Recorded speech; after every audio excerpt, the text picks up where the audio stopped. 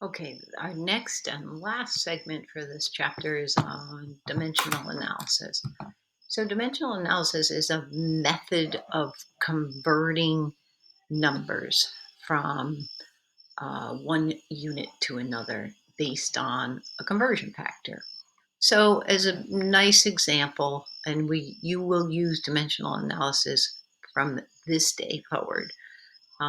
It's definitely something that you have to have a good grasp of to progress through the course. So if I have, let's say, 2.5 gallons and I want to convert it to liters, then I need to know the conversion factors. So they would be given in a list. It's not something you'd ever have to have memorized. Well, clearly you could just look it up, or I'll give you the list of converters. So I set it up so that algebraically, units will cancel out and leave me with just my final unit that I'm trying to get to. So I call this the picket fence method. And so everywhere between the vertical lines is multiplication, and above and below the horizontal line, it's going to be division. So mathematically, I would take 2.5 multiplied by 4, divide by 1, then multiply by 1 again, and then divide by 1.057. So I know there's 4 quarts in a gallon. I know that there's 1.057 quarts in a liter. So algebraically, what happens is that the unit gallon cancels with gallon, the unit quarts cancels with quarts, and my final answer, the only unit that doesn't cancel out, is the liter. So that's what the unit is for my final answer. And that's what I want to do. I want to go from gallons to liters. And the other thing I have to consider is sig figs.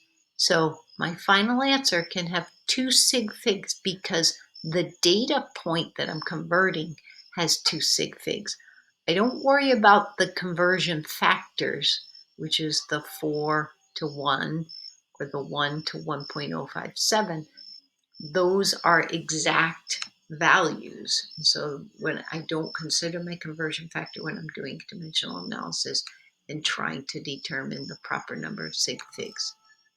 Since it's all multiplication and division, I just pick the least number of sig figs, and that's what my final answer would be. So something like this, 450 nanometers to micrometers. So I know that in 1 meter, there's 1 times 10 to the 9th nanometers. And I know there's 1 times 10 to the 6th micrometers in a meter. So what do? I set it up so that the nanometer cancels with the nanometer, and the meter above here cancels with the meter below here. And my final unit that's left, the only thing that didn't cancel out, is the micrometer. And so I have to be careful here. This shows only 2 sig figs. So when I report my answer, I can only show 2 sig figs. So it would be 0.45. I could include a 0 out here if I wanted to, because that would not be significant.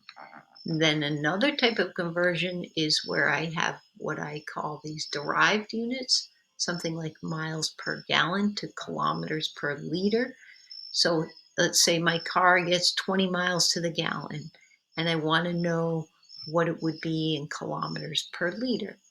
So I know, so I would set it. What I do is I worry about uh, the top half first and the bottom half next. So the converter for miles to kilometers is going to be this. So the miles cancel out. Then I'll worry about what's below. And now I'm going to have 1 gallon on top to cancel out with the gallon below. And then I'll have quarts on top here to cancel with the quarts below. And so what I have left in my units for this derived unit is kilometer per liter, which is what I wanted to get to. So these conversion factors can be used any way. You can flip-flop them. So you see here, I used 1 gallon over 4 quarts. In this example, up here, I used 4 quarts over 1 gallon. It doesn't matter. I flip it to make it cancel out with the units that I'm trying to get rid of. So here's this complex number I have here, way too many sig figs. My value only has one true sig fig, so I must round it to 9. So my final answer would be 9 kilometers per liter. Now there's an example with, you can have also squared and cubed units. This is an example of cubed units. You follow the same idea, but let's say I have 2.6 miles cubed and I want to get it to centimeters cubed. I have to cube everything in the conversion factor. So I know that there's 1.61 kilometers in 1 mile, but in order to cube it, I have to cube everything. So I cube the number 1.61, I get 4.17 kilometers cubed.